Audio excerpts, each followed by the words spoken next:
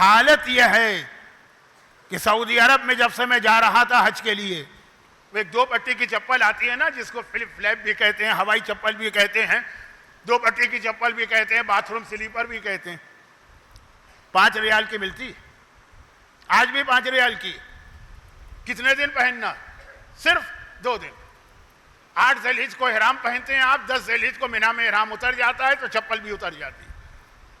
شرن بات کر رہا ہوں، اگر کوئی اپنی آسانی کے لیے پہنا رہے تو حرج نہیں ہے، لیکن شرن 2 دن، وہ بھی مردوں کے لیے 2 دن. 5 ریال کی چیز. آپ جائیے گوگل کے اوپر، وہی چپل جو 5 ریال کی ہے وہ 4000 ریال کی بھی پچھلے سال بکی ہے. سونے کی بنی ہوئی تھی، پلاٹینیم کی بنی ہوئی تھی، ڈائمنڈ لگے ہوئے تھے اس کے اندر. 5 ریال کی چیز 4000 ریال کی بک رہی ہو. کیوں؟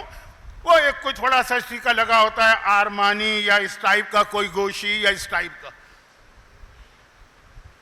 کیا آپ کی عقل قبول کرتی ہے اس کو؟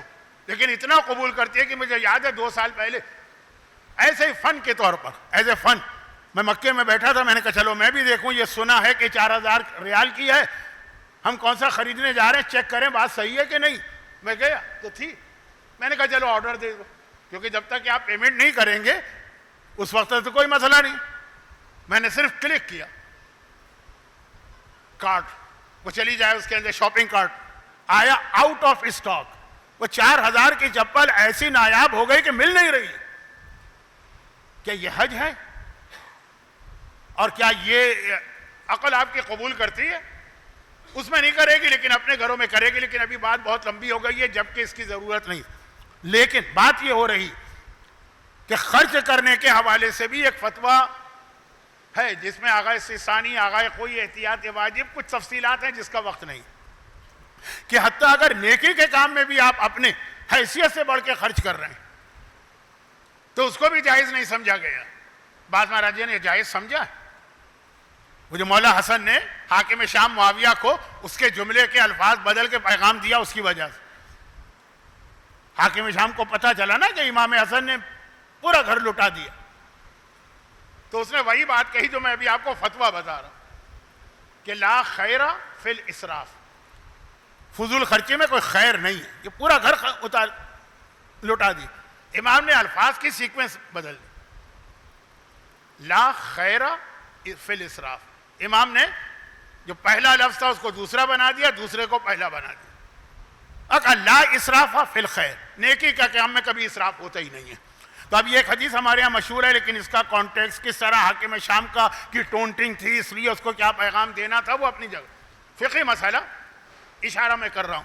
آپ کی حیثیت نہیں، آپ نے امام باڑے میں ڈونیشن دے دی، آپ نے مسجد میں ڈونیشن دے دی، آپ نے حج کر لیا، آپ کی حیثیت سے 25 لاکھ کے حج کی، آپ کو چاہیے آرام دہ حج، آپ 60 لاکھ پہ چلے گئے. اب یہ تفصیلات کا وقت بھی نہیں ہے، شاید اس مجمع کے لیے یہ چیزیں مناسب بھی نہیں. لیکن بات یہ کر رہا تھا کہ دولت کا آنا اور دولت کا جانا. شہزادی کی سیرت کیا ہے کہ دولت آ رہی ہے، آتے آتے رک گئی، شہزادی اس پہ سجدہ شکر انجام دے رہی. ہم اور آپ، ہمارے گھر کی عورتیں نہیں ہیں شہزادی کی طرح سے، نہیں، نہ ان سے یہ کہا جا رہا ہے کہ کرو. جھلک تو آنی چاہیے نا، جھلک. اچھا، اب یہ موضوع میں نے کیوں بنایا؟ اس لیے بنایا کہ اس وقت 2 بڑے فتنے، ایک طلاق، اس کے اندر بہت بڑا دخل اسی دولت کا ہے. عورت کو اپنے شوہر کے گھر میں جو عیاشیاں چاہیے وہ شوہر پورا نہیں کر پا رہا ہے، یا یہ کہ شوہر پہ بوجھ نہیں ڈالنا چاہتی. بہت احتیاط سے جملہ کہہ رہا ہوں، لیکن خود جاب کرے گی اور خود کمائے گی.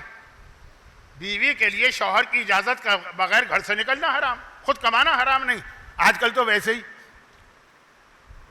یہ جو آن لائن کا سلسلہ شروع ہوا ہے تو ہماری عورتیں گھر میں بیٹھے بیٹھے مردوں سے زیادہ کما سکتی ہیں، انکم ہے اور ہو رہی ہے.